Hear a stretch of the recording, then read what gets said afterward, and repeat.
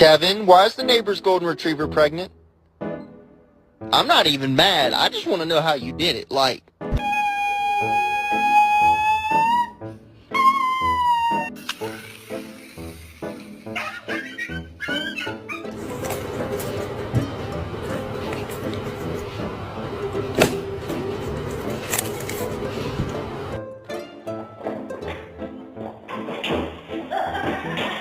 Okay.